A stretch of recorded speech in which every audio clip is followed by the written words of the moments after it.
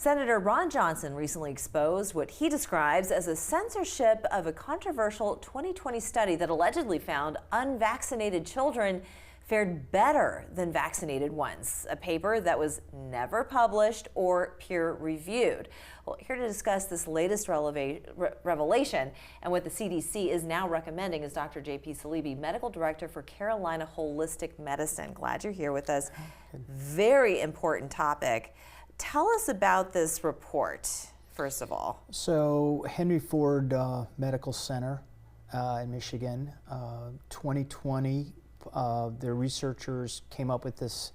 I think they looked at 18,000 people in the study and found out that those who had received childhood vaccines were sicker in general over a longer period of time than those unvaccinated with the standard pediatric vaccines.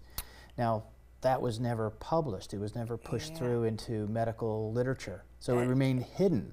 Yes, which something like that, I mean, what are they trying to hide exactly? Why wouldn't they want it to be published and reviewed by the public? Yeah, well, it's not the first time things have been censored. In the last 5 years, I'd say censorship went way up. Now we're kind of getting to grips with that, and things are being uncovered. But it's not unusual for any institution that is dependent on pharmaceutical industry sponsorship and money for research to, listen to what those people have to say, and if they find a study that's not in their favor or might be embarrassing for them, they tend to put the kibosh on it. That's kind of scary. Well, certain studies are being held back or deplatformed. What does that say about who gets to shape a medical consensus? Yeah.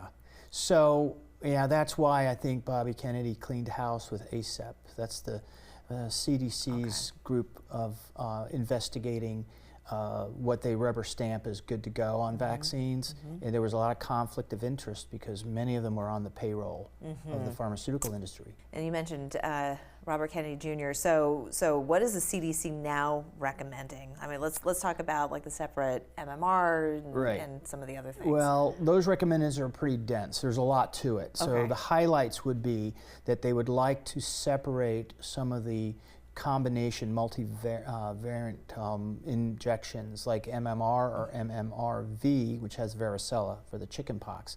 It turns out that when you put all those together and give it one shot, that there's an increased risk for side effects, including febrile seizures. So what the group was saying is, like, let's try to separate those. Now, there's nothing currently available on the market yet for MMR. Dr. Wakefield back in the UK 20 years ago recommended that. It's just the industry has to step up and make it available. Not to sound flippant about it, but before we got started, I was saying, well, they want to, certain states, we were mentioning Florida, and we'll get to that in a moment, but wanting to de-mandate all of these vaccinations and leave it up to the parents. But if you take away all the vaccinations, let's say no one vaccinates their kids, what is that going to do? Having been vaccinated, me, you, I mean, we're fine. However, it's a different world we're living in today. Right. So maybe you could tell us the difference between when we were growing up versus now the babies that are born today. Sure. So for our generation, it was 5 to 8 shots. Now it's 74. That's insane. Yeah, it is too. Where did we arrive at 74 for crying out loud? Well, they kept adding stuff in, things that don't make any sense, like hepatitis B within a few days of delivery. I mean, that's an infectious disease. If mom's been tested and they test moms for that, there's no reason to administer that at that young an age. And then to keep throwing in more, Gardasil for prevention of certain cancers associated with viruses. But if you look at populations that don't vaccinate because of religious beliefs, let's say the Amish, they don't vaccinate their kids, and their kids are fine, and a very, very low incidence of autism spectrum disorder. They tend to also stay within their own communities, though, and they're not exposed to a lot of the outside world. Do you think that has some impact, too? Certainly, yeah. You reduce your exposure to, let's say, viruses. Like there was in Manhattan, they had somebody that came back from a trip to Israel and infected their whole apartment building with measles. There was the outbreak in Texas, and there have been some cases in South Carolina. So there is some maybe utility for vaccines. We can't approach it as being flagged as an anti-vaxxer.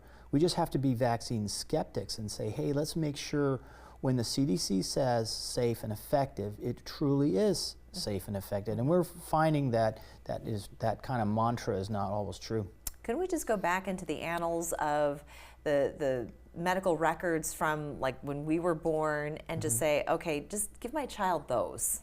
Don't give them all this other stuff. Right. Couldn't you just do that? You could, and I think that's what Florida is doing. Okay. DeSantis and the Surgeon General Adipo are putting forth, now it's got to have to be going to legislation and voted in maybe in early 2026, but what they want to do is leave it up to a discussion, informed consent, and a discussion between the doctor, the family members, the parents, and the child as to what to do, and not mandate every single vaccine. Interesting. Yeah. Okay. All right. A much wider conversation we could be having, but Yes. we've run out of time. Dr. Saleeby, thank you as always.